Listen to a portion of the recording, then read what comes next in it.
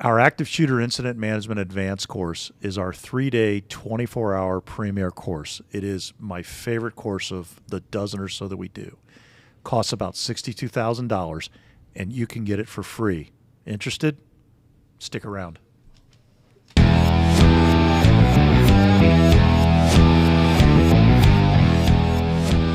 Welcome to the Active Shooter Incident Management Podcast. My name is Bill Godfrey, your podcast host. I am seated today with three of my fellow C3 Pathways instructor. I got Pete Kelting here from the law enforcement side. Pete, good to have you back in the studio. Thanks for having me, Bill. And we've got Jill McElway, like myself, on the fire EMS side. Jill, good to see you again. Good to see you. Glad to be here. And Don Tootin, Yes, back sir. in the house. Back in the house. And Glad still, to be here. and Thank still you. sporting the... Still, hey, when you retire, you get to grow a beard. So good things happen. All right.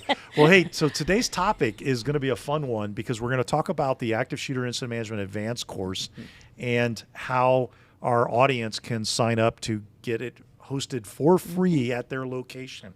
So, and I'll talk more about this at the end, but just so people aren't kind of wondering, there is DHS funding for us to go out and deliver these classes. So there's a process by which you can request, sign up. We'll talk about that again at the end. And if you get selected, we will come out lock, stock, and barrel with all the equipment and processes we're going to talk about and deliver the class in your town, and it costs you nothing. So with that, let's talk first about the class itself, the scenarios we do, the interaction, the flow of the class, some of the things that you guys each find exciting. Don, why don't you start us off? Yeah, well, there are 7 scenarios that we go through over over 3 days. Sorry, 11 over the 3 days. We do 7 in the 2 days. Sorry, I know. I'm sorry. 11 scenarios. 11 in 3 days. scenarios in 3 days. Once again, we go back to never do math and try to do numbers on live podcasts. I apologize.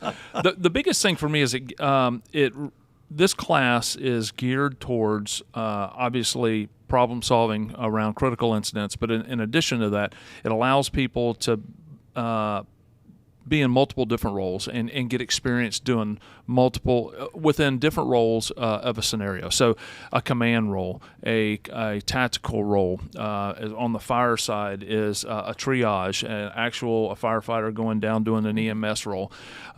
It's one of the few classes that I've been part of in my 35 years of public safety work where you actually get a chance to see everybody else's roles and understand it, which will help you in turn when we get to a real live event to understand what everybody else is doing. Jill, what are the things that you want to throw in about the class, and what do you like in terms of the mix and the scenarios? So I'll tell you what excites me about this class, and when we all show up on scene to wherever across the nation that we've been everywhere from sea to shining sea with this course, is the interaction between our agencies. The fact that this is as Bill said, it's the Advanced Active Shooter Incident Management class. And we've learned from most incidents that if there's failures, they often happen at that management level.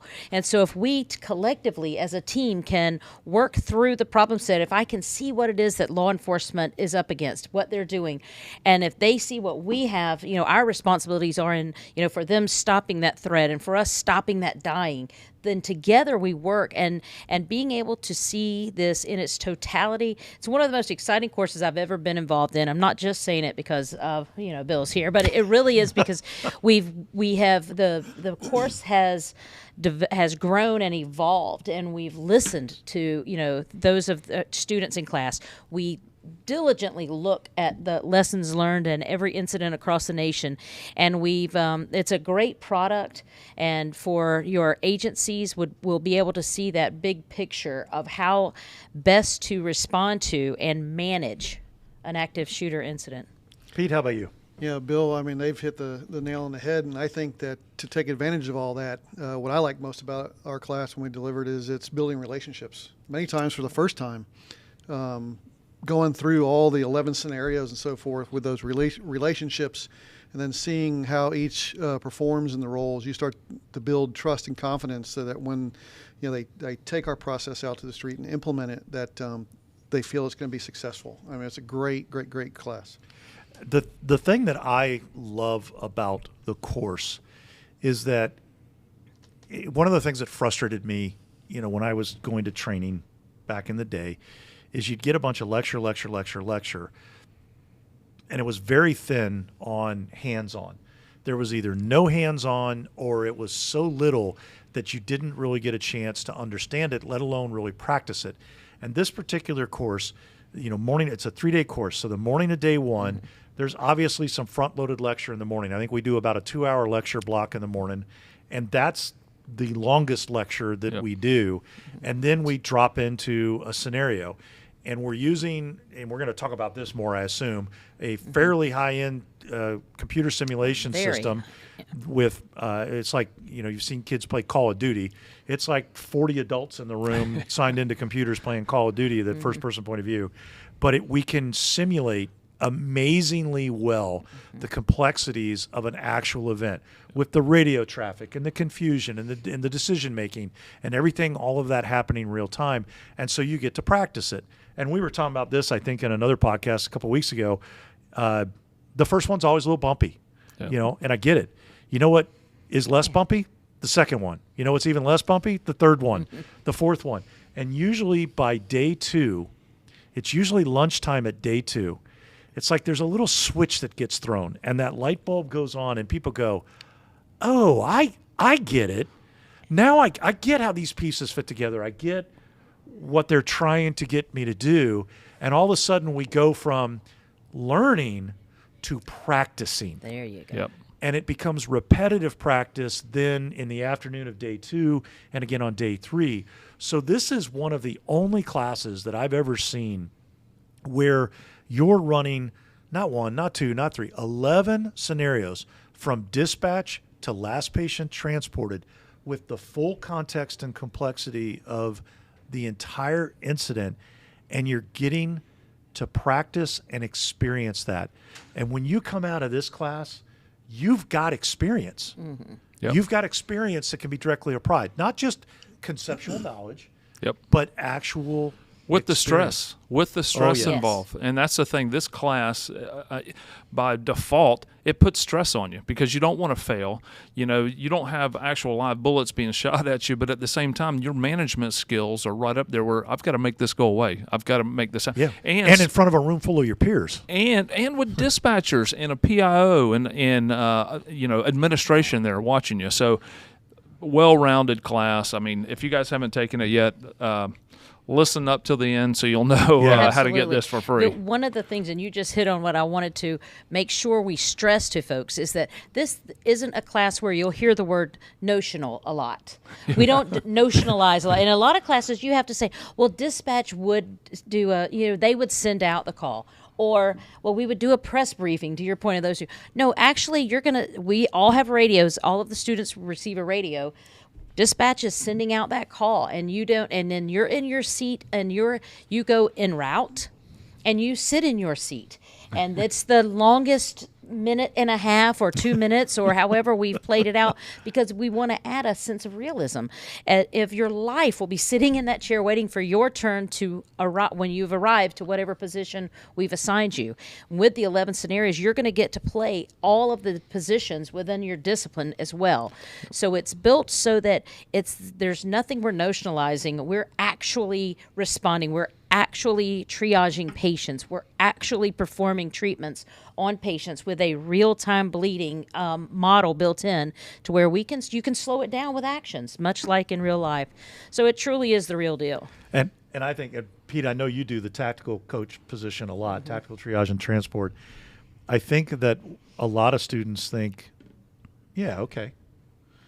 And then they walk up, and then the radio starts while they're trying to figure out where they are on the map, and they have a live view of the scene, and they see the contact teams in front of them, and then the radio calls again, and then the radio calls again, and eventually the fire department or EMS triage and transport officer shows up. Meanwhile, the phone is ringing off the hook, and it's just a little bit of overload. I actually think tactical is the toughest job in the room. No, absolutely, Bill. And I think our class is a great no-fail environment in a sense also, because just as you described, they drinking from a fire hose, deer in the headlights. But we can practice again. We can practice the next scenario, and we coach you to success. Yes. That's That's an it. important part. One of the founding tenets of our group has been coach to success. Myself and a couple of the other founders had experiences in training in our career where you'd get a 5-minute safety brief, told to go run a drill, and the drill took 15 minutes, and you listened to somebody who had less experience than you yell and scream at you and tell you what a moron and how badly you did, and then you put your gear back on the truck and you went back out on the street, and having never learned. And we said we absolutely, I abhor that. We will not tolerate, we will not do that. And so we even took it a step further to say we won't let somebody fail.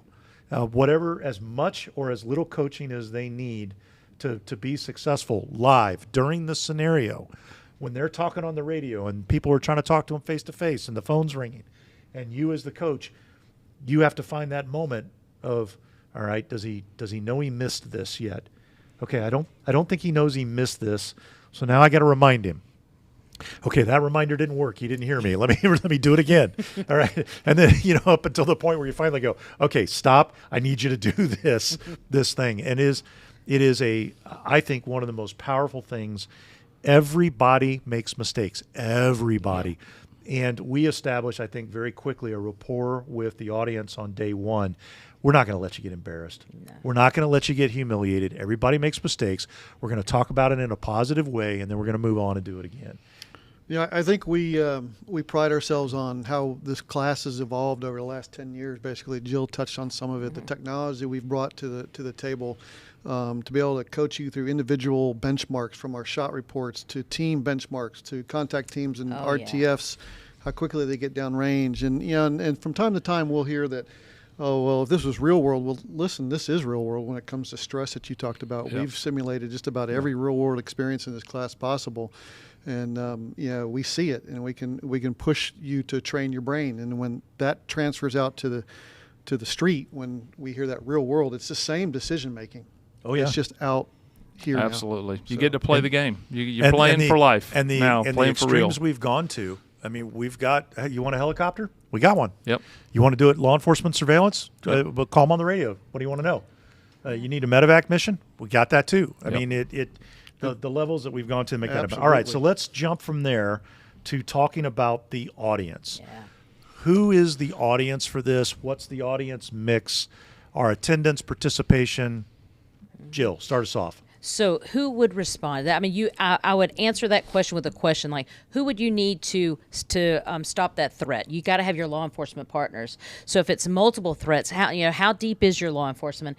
Does your law enforcement often rely on mutual aid partners to work with you? Then we need them involved as well. Okay, for fire and EMS, does your fire EMS, are they one agency? Do you have a separate fire department, a separate EMS? If you do, then they both need to be at the table, because in real life, those that will respond to an incident need to be there. And then you need to look beyond those ancillary players. We bring in dispatchers. We set up a full dispatch center, and we need your dispatchers there. Because for all disciplines. For all disciplines. Your dispatchers for all disciplines. Good point, Don. Because that's who needs to learn that language, to learn that communication. And if the dispatchers, they have the checklist as well. So you've got the checklist knowing if something was missed, we often rely on our dispatchers to remind us of those things. So because they've practiced with us, they've gone through those scenarios with us, your audience has got to be as vast and wide as your response would be. Those from the initial call, that first 911 call when the first bullet is fired, through that last patient arriving at the hospital and receiving that care. That's all of those players in between. And by the way, the public's probably going to want to know what's going on as well. So do you have a PIO that works with you? Let's have them to the table. So we every facet Health department reunification. One of the things that is taught in this class is reunification. So having the partners that you would normally have within your jurisdictions that would assist with that reunification, having them there, making them part of the scenario as well, building upon those relationships. And the other thing, Bill, that you've invited on a lot of our deliveries and you highly encourage is community leaders as well. Not only as administration within the agencies, but also community leaders to come and, if anything, witness what we're doing and how we're working together to ensure that their community is safe. Yeah, and to be explicitly clear for the audience, we're looking for a total of 60 people, 30 law enforcement officers, 20 fire EMS, 5 dispatchers, and as you guys mentioned, covering all the disciplines. So 30 law enforcement, 20 fire EMS, 5 dispatchers, 2 public information officers, 2 emergency managers, and 1 helicopter pilot. And with that team, we can go from a simple single shooter scenario where there's only 3 people shot, our bread and butter simple thing, and all the way up to, by the end of day 3, a complex coordinated attack where you have multiple attackers with automatic weapons simultaneously attacking multiple sites. And we can manage all of that across that audience spectrum. Now, let's talk a little bit, because this is, because of the DHS funding, there are some rules about this. So you have to attend 80% of the class, and we know not to do math in public. That's half a day. But I will tell you, you really can't miss day 1. If you miss day 1, you'll end up in the weeds. But you have to be there for 80% of the class in order to be eligible for a certificate. Now, we always tell people, look, if you've got to miss more than that, we understand. We still invite them to come back, but you're not going to get a certificate. You've got a pre-test and a post-test. You have to complete the post-test with an 80% or better completion score, which generally is not a problem in this class, because by the time you've done 11 scenarios over 3 days, you know the answers pretty doggone well for firsthand. The other challenge that we have is that because of the size and scope of the scenarios we're running, we cannot do it with a small class. If you short fill the class, if it's a class for 60 people, and there's a reason we got 60. If you put 30 people in the class, we're going to struggle. We're going to struggle to do some of the scenarios because we physically don't have enough bodies. And Jill mentioned earlier notionalizing things. We try not to notionalize tasks or things that we have to do, but sometimes we have to notionalize people because you didn't get them there in the class. Yeah. And each of you have experience in doing classes that got short filled, and it can be quite frustrating to the very people that are there trying to learn because fill in the blank reason that we didn't publish. Well, I emailed all the training officers. Yeah, okay. So you read every one of your emails. I'm getting about 2.25, 250 a day. I don't read them all. Yeah, you want to follow. This is a follow-up class. If you are responsible, the point of contact, you want to follow up with those that you've invited. You definitely want to. Anyone on your waiting list, you have them ready to attend, because it's truly something that the quality of training, and we haven't had a single class yet where those that have not been able to fill all the spots, or we get there and it's a short class, and we where they've said they felt regret. Those points of contact, like, we really. If I'd only known. If I'd have known it was going to be like, I mean, but we're. I could have got so many more people.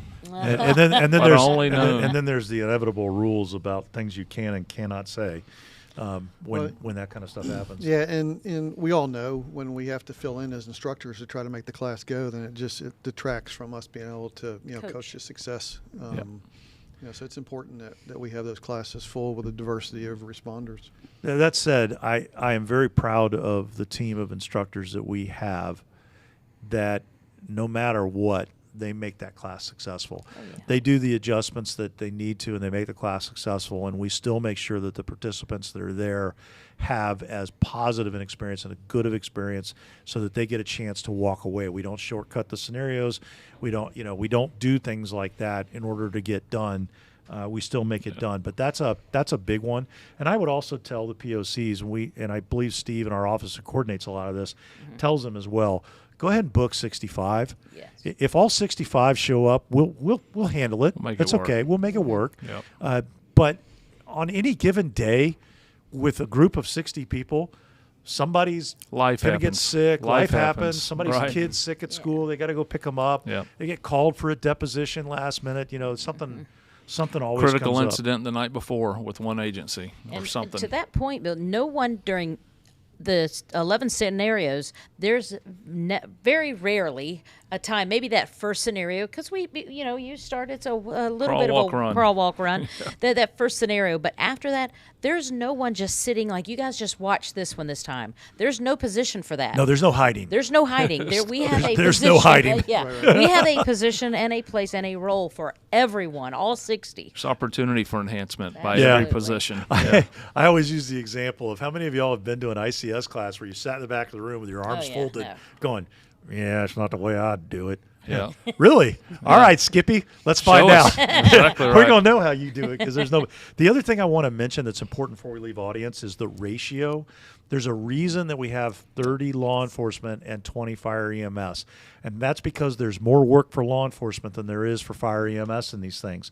So if you, let's say you get short on coppers and you only got 10, you can't balance that out by putting 40 fire in the room. Yep. It will not work. You'll have 20 of them standing around because we don't have enough cops to put them to work.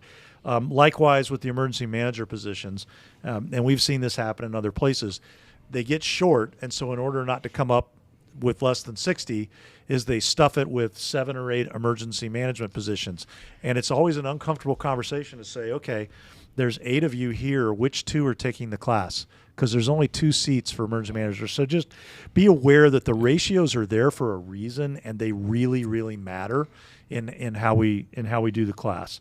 So from there, let's talk about what we need in the way of facilities. Our favorite topic is instructors. So here's the minimum ask is 5,000 square feet of open space. In other words, EOCs are not a good location. You can't move the furniture out of the way.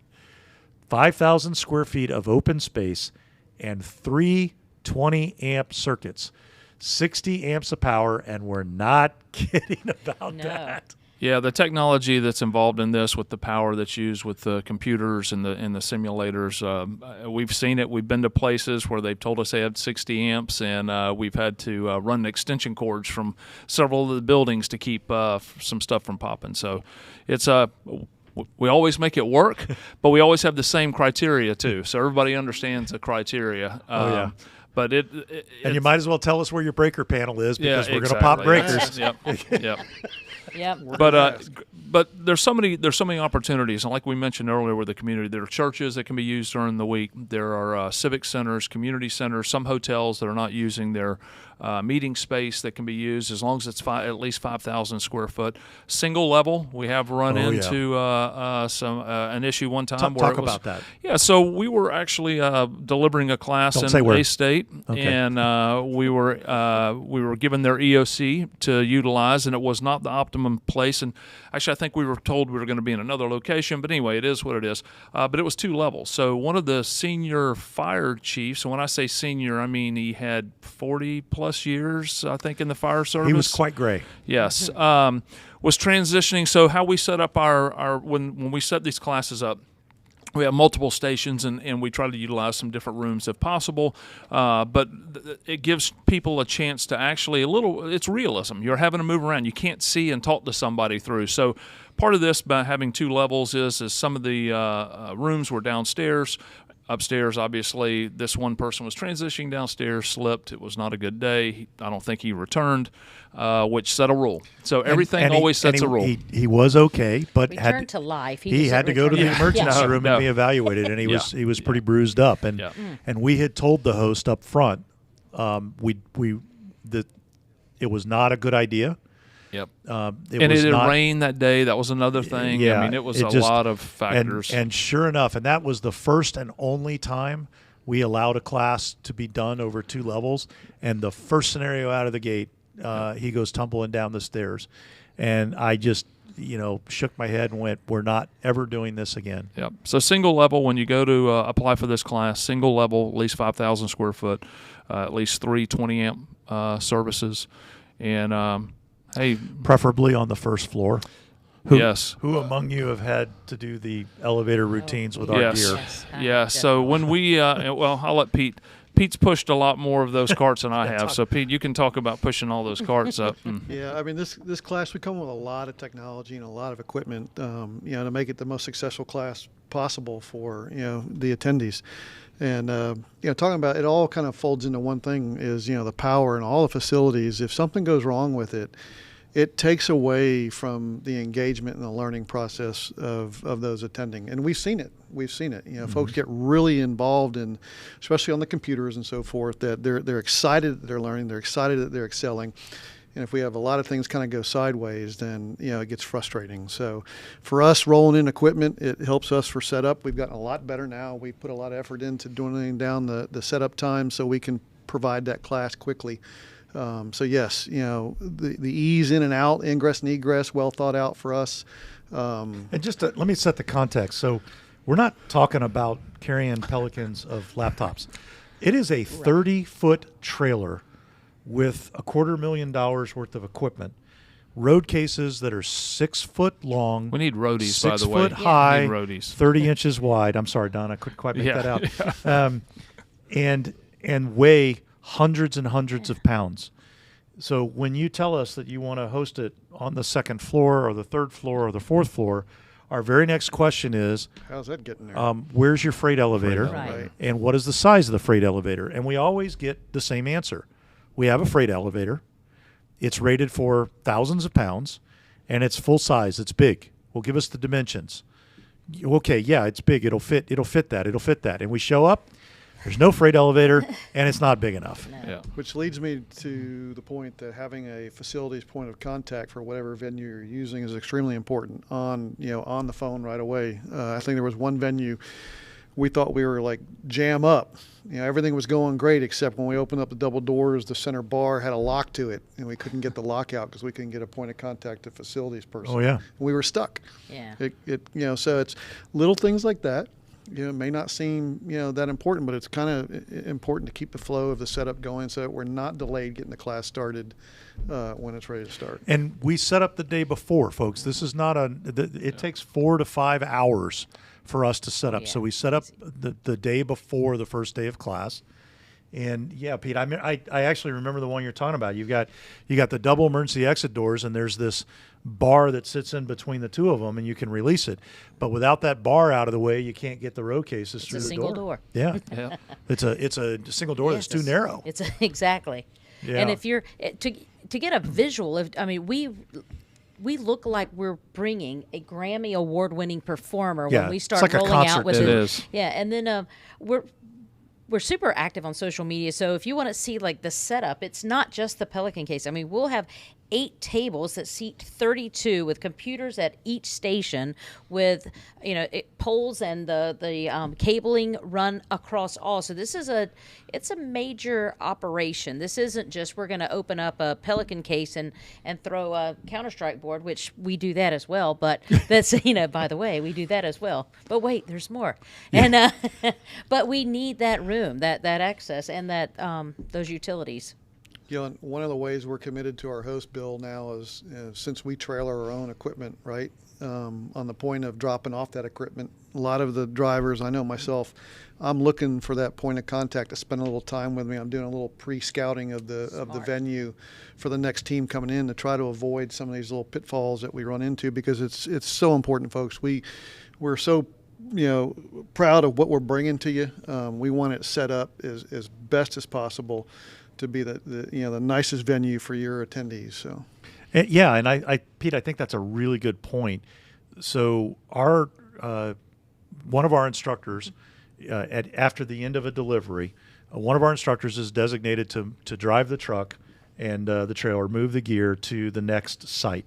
We're doing pretty much a class every week, so it's sometimes we try to schedule them close enough so that it's a one-day drive. That doesn't always work, but the instructor will take the truck and trailer to the next course site, immediately following the last one. And so you're there 3, 4, sometimes 5 days ahead of the delivery. Drop the trailer off, which we want to be in a enclosed, fenced-in, secured space for the reasons I mentioned earlier, and then to go get a peek at the venue and see if there's going to be any logistical challenges that we have, so we have time to fix them. Mm-hmm. And then that instructor takes the truck, goes to the airport, puts it in the airport parking lot. That instructor flies home, and then 3, 4 days later, the next team flies in, gets the truck, goes and gets the trailer, and drives in and sets it up. It is an honest-to-goodness road show. We just change out the instructor team every week so that we've got a fresh team going in. Anything out about logistics before? I'm sorry. Anything else about facilities before we? Well, I think some of the. I kind of already stumbled into logistics a little bit. Yeah, I think for facilities, we kind of all know when we arrive on scene, we can kind of look at, kind of size up a venue and go, this is actually going to be a really good class based on facility and venue. Certainly sometimes it's just unavoidable, but larger restroom facilities to get people in and out of breaks quicker. Some of the hosts that already have restaurant lists put together, just little, housekeeping items that make the flow of the class go. Tables and chairs. Tables and chairs for, the facility overall experience. Yeah, we don't need a shoot house. No. We're not shooting simunitions. We do not need an old, out-of-commissioned school that no longer has working air conditioners or janitorial service. Yeah. No. I guess I probably should say air conditioning is a big one. Air conditioning was a big one. That's turned off during the summer. Remember that, the class.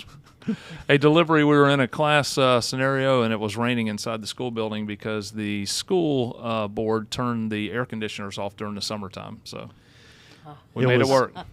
It was an uncomfortable. And you said we made it work. It's not that we're complaining for us as instructors. Absolutely. We will make it's the experience anything for the work. students. It's experience for the students. Absolutely. And Experience for the absolutely. students. Yeah. So we kind of stumbled into logistics, talking a little bit about the trailer and that kind of stuff. So some of the expectations of the point of contact. So planning for this delivery typically starts about 3 months ahead of time, where we get the date set up. And the first priority is for them to pick a venue, obviously, and we've just talked plenty about that.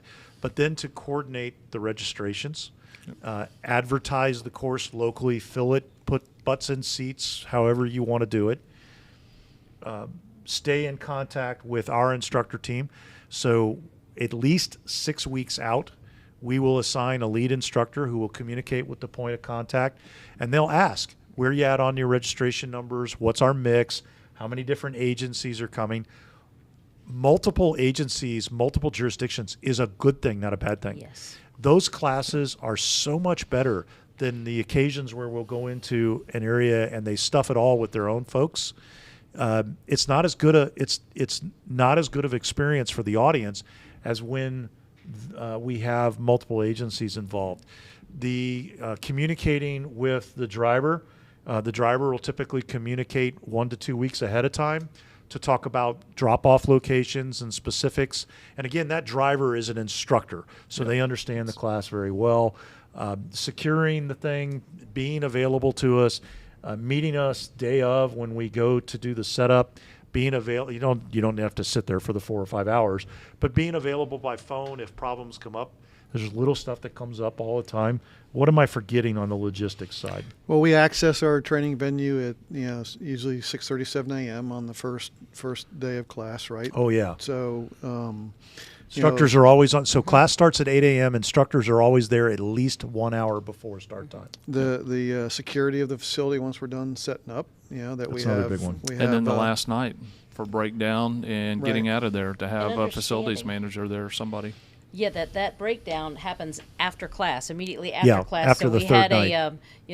a guy that was like, "It's how much longer are you guys going to be?" And it's well, we're going to be a couple of hours. Understanding and that's communicating that not just to the point of contact, but making sure the point of contact communicates that to whoever's going to be on site there for us. Yeah, and if you're a high-ranking person and you're going to be the POC, then be the POC. Don't be the high-ranking person who's the POC on paper and delegate it to somebody else today and somebody else tomorrow, Yeah. because these messages get lost. Now, I will say on the teardown, after the third day of class. Teardown takes us an hour to an hour and a half. So setup takes 4 or 5 hours, but teardown goes much, much faster. And we usually try to get the timing set up where we can tear down and still get everybody to the airport and get home that night. That's not always possible. Right. But so we're motivated to move quickly on that last day and get it torn down. Anything else on logistics? No. All right. Parking. That's the only other thing, is make sure there's plenty of parking for the 60 people, because we have been in locations also to where the venue was big enough, but there wasn't enough parking or ingress and egress. So. I remember one we hosted at an actual international airport, and we were on the secure side. And boy, oh boy, that created some interesting challenges getting everybody through on time. All right. So then our final piece de resistance is the funding mechanism and how to sign up for that.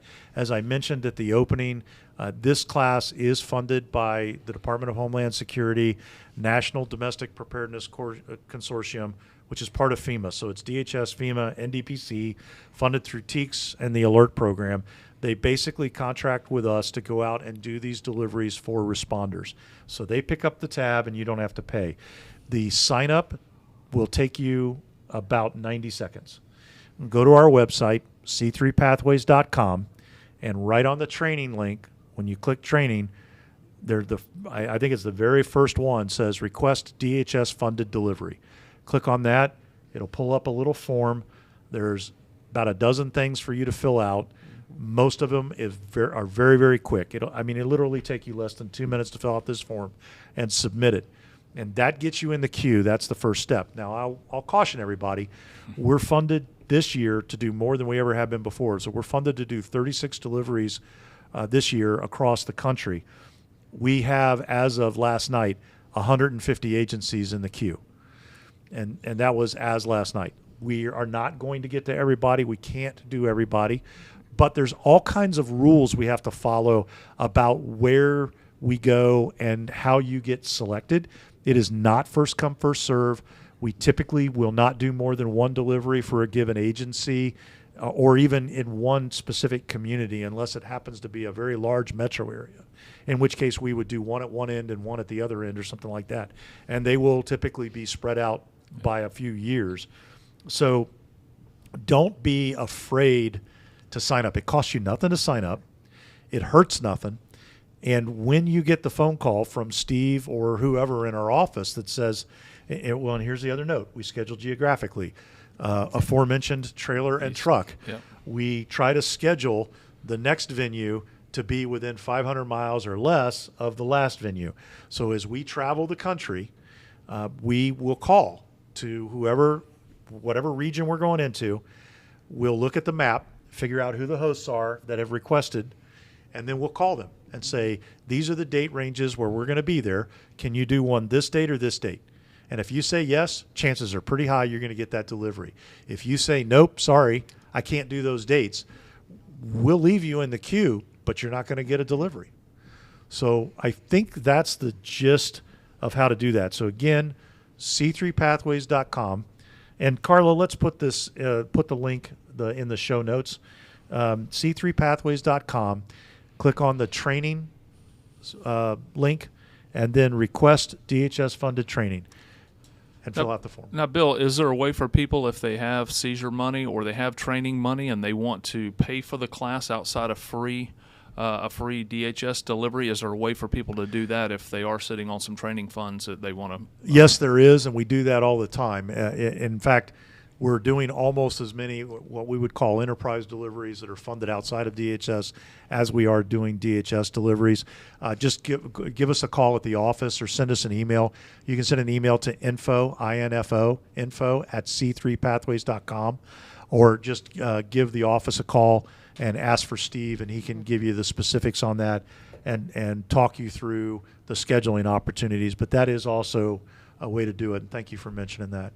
All right, and I think that covers everything and fulfills our promise. Yeah. Awesome. Again, it's a $62,000 class that you can get for free. We'd love to see you. For free. Worth it. Sign up. We'd love to see every one of you. Absolutely. All right. Absolutely. Don, Jill, Pete, thank you guys for coming in. I appreciate it. Thank you for tuning in. I hope you enjoyed the conversation about the ASIM Advanced class. And if you have not subscribed or liked the podcast, please do that wherever you consume podcasts, or if you're watching this on the YouTube channel, subscribe to the YouTube channel. We're working on increasing our content count, including pushing out some new YouTube shorts, all kinds of great stuff coming. I want to say thank you to Carla Torres, our producer, and until next time, stay safe.